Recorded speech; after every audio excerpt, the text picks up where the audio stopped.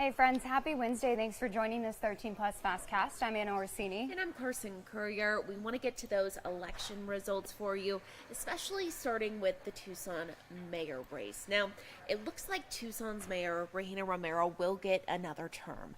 A pretty big lead over her opponents so far. Romero with more than 60% of the vote. Republican Janet Wittenbreaker with about 31%. Independent Ed Ackerley hanging on with about 7% this morning, and a little more than 1% for Libertarian candidate Arthur Kirshen. Now, despite her loss, the Republican candidate in this race, Janet Wittenbreaker, says that she will continue fighting until she, along with the Republican Party, start to see some changes in Tucson. Specifically, she says she wants to see those changes in areas like crime, homelessness, and also substance abuse, which is something that we've seen here locally. What we've made Regina Romero aware of is we are not going to put up with this governmental malfeasance. And that's exactly what she's doing. And we're going to fight, and we're going to fight back hard.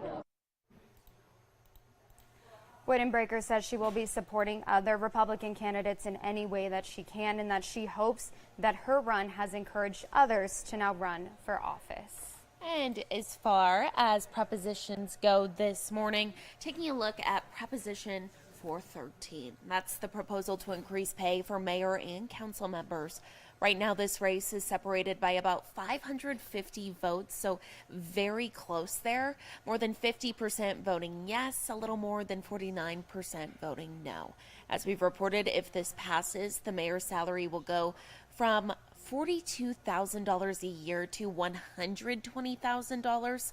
Council members' salaries would go from $24,000 a year to $96,000. Both of those increases would happen by January. And some school districts will also be seeing some improvements here at home. Voters giving the green light to about $500 million in funding for TUSD. This will go towards improving all 88 schools within the district.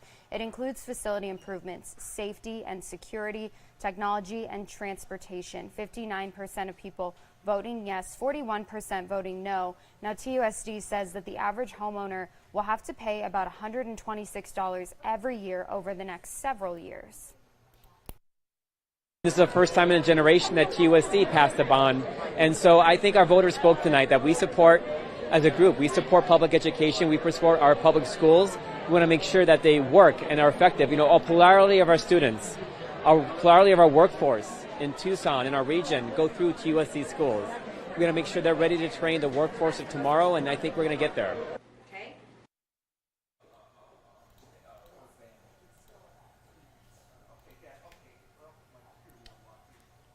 And taking a look now to another proposition that we've been keeping an eye on here.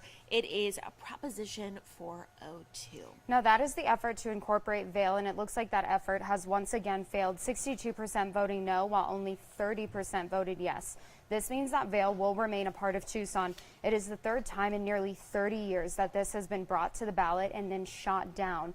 Those against incorporation said that they were worried about Vail losing what actually makes it Vail, meaning more commercialized businesses, and also concerns about higher taxes. If it did pass, though, the community would have been responsible for things like police, transportation, and public works, something that the county already takes care of.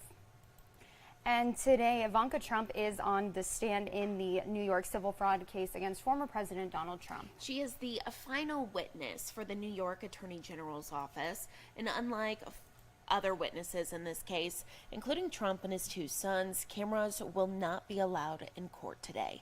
They began questioning by asking Ivanka about her background in business and the work she did for the Trump Organization. Ahead of Ivanka's testimony, the New York Attorney General said she expects Ivanka to try and separate herself from the organization, but that, quote, the facts will reveal the fact that she was very much involved, end quote. Ivanka was previously dismissed as a co-defendant in the case. The New York Attorney General is seeking to bar Trump from doing business in the state and to have his companies dissolved. And new developments in a case that we've been following very closely here at home against a Santa Cruz County rancher, George Kelly. After 8 weeks of hearing arguments, the court made two pretty big decisions. The first is that the Santa Cruz County judge was ordered to reconsider allowing the use of text messages sent by Kelly. Prosecutors argue that the judge didn't use the right legal standard to decide if the text should be allowed as evidence. The appeals court also ruled that prosecutors can continue with recorded questioning of Kelly's wife. The panel found that her conversations with her husband after his arrest are not protected by spousal privilege. You may remember that Kelly's trial has been on hold since August while evidence issues were appealed. Kelly pleaded not guilty to second-degree murder and aggravated assault. The 75-year-old was arrested in January after police say he shot and killed a man on his property outside of Nogales. Kelly said that he was returning fire at a group of migrants, later claiming that at the time he was aiming over their heads. And obviously there's been a lot of hard news following everything with Israel, everything here at home, all these cases, and then of course elections. I mean, unless you're Andrew Capasso, not the most riveting and exciting thing. But something good today, some good news after everything we've been covering. What better way to make yourself feel better than by adopting a new furry friend this fall? And take a look at these guys. They're so cute. I cannot get over it. These guys are available right now in Cochise County. They've been at the Douglas Animal Shelter for a couple of days. Their owners were unsuccessful in finding them homes. They could no longer afford to care for them. So now they can become a part of your family. Look how cute they are. They are Husky German Shepherd mixes. There are 4 girls and 1 little boy. The shelter says they would be best with someone who has an active lifestyle because they're going to be big with lots of energy. They actually described them in the post as the first 2 years of their life. They'll be like little velociraptors. So yeah, lots of energy. And Huskies too, they talk, so they'll probably be really talkative, really loud, but they're very, very sweet. So if you would like to adopt any of them, you can set up a meet and greet by calling the Douglas Animal Shelter. Their number is 520-417-7567. It is important to note, though, that the shelter does not do a foster program. So if you are heading there, maybe with the intention of fostering, that's not a possibility. You either adopt or you don't. But I mean, how could you say no to that face? If you're showing up to maybe adopt, like, you're for sure walking home with one of those. Oh, absolutely. They're all so cute. I know, and the little one with blue eyes, they're really, really gorgeous. It's hard to see dogs like that and be like, how are they not in homes? I know, that one with the blue eyes. I know, so cute. He's so cute. Well, let's go ahead and take a look at our weather today. A lot better weather ahead for the next 7 days. 80s and 70s, not seeing a single 90 on the board there. And looking at those temperatures too, even when it gets up to the 80s, it's just the low 80s, nothing that's too extreme. I know. It's exactly what we've been waiting for. Even a slight possibility of rain early next week. So a lot to look forward to. This is why we live here. I know. Nice weekend ahead. And yeah, when you see other places across the country with like 10 degrees in the morning and snow, you're like, I will take this over that any day. So yeah, good weather ahead. No complaints from us this morning, that's for sure.